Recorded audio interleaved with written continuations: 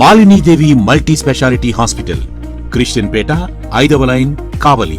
Doctor Battina Narendrababu, MBBS, MS, general and laparoscopic surgeon.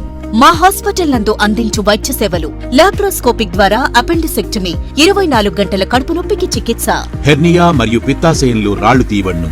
Dengue, malaria, typhoid, వాంతులు, విరోచనాలు మరియు అన్ని రకాల జనరల్ కేసులకు వైద్యం చేయబడును. పేగు రంధ్రం పడుట, పేగు మెలికపడుట, పేగుపూత, వర్బీజం, హెర్నియా, నరాలు ఊపడం, హైడ్రోసిల్, థైరాయిడ్ ఆపరేషన్లు చేయబడును. పైల్స్, మొలలు, ఫిషర్, లూటీ, లైపోమా, కొవ్వుగడ్డలు, వీటికి చికిత్స చేయబడును.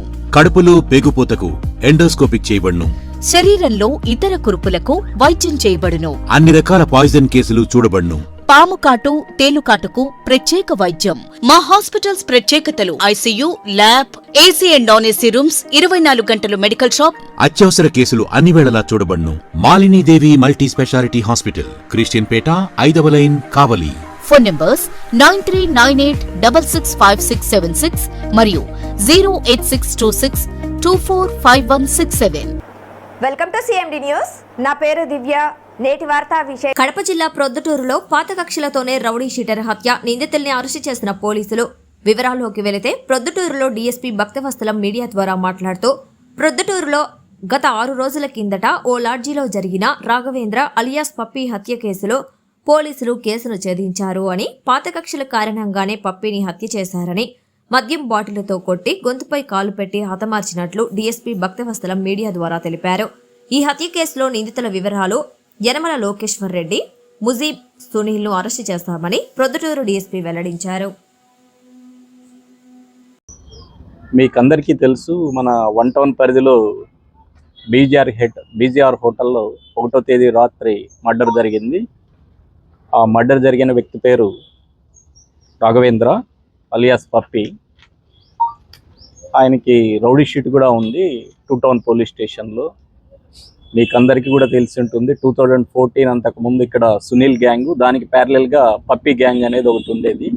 ఈ చనిపోయిన వ్యక్తి ఆ పప్పీ గ్యాంగ్కి నాయకుడు. మొన్న 1వ తేదీ 30వ తేదీ మనకి 1వ తేదీ మర్డర్ అయితే, 30వ తేదీని మన ఈయన లోకేశ్వర్ రెడ్డి అనే వ్యక్తి, ప్రొద్దుటూరుకు చెందిన వ్యక్తి, అక్కడ హోటల్లో రూమ్ తీసుకోవడం జరిగింది. హోటల్ రూమ్ తీసుకొని మళ్ళీ 1వ తేదీ రాత్రి ఈ సునీల్, ముజీబు వీళ్ళంతా కలిసి తాగుతునేటప్పుడు ఈ చనిపోయిన వ్యక్తి ఈ లోకేశ్వర్ రెడ్డికి ఫోన్ చేయడం జరిగింది. ఆ ఫోన్ చేస్తే డబ్బులు అడిగారని, ఆ డబ్బులు లేవు, కావాల్సింటే వచ్చి తాగు అని లోకేశ్వర్ రెడ్డి అనడం జరిగింది. ఆ లోకేశ్వర్ రెడ్డి ఆ రూమ్కి, రూమ్ నెంబర్ 206కి సుమారు రాత్రి 10:30 గంటలకు వెళ్ళడం జరిగింది. వారు ఇంకా అప్పటి నుంచి అందరూ నలుగురు కలిసి తాగుతూ చిన్న చిన్న విషయాల్లో మాట పెరిగి ఒకరికొకరు కొట్టుకోవడం జరిగింది. లోకేశ్వర్ రెడ్డి మరి ఈ చనిపోయిన రాఘవేంద్ర. ఆ ఘటనలో ఈ లోకేశ్వర్ రెడ్డి అతన్ని ఈ తాగుతున్న లిక్కర్ బాటిల్తో తల మీద కొట్టడం జరిగింది. కింద పడిపోయిన వ్యక్తిని ఈ లోకేశ్వర్ రెడ్డి వీళ్ళు ఈ గొంతు పిసికి చంపేయడం జరిగింది.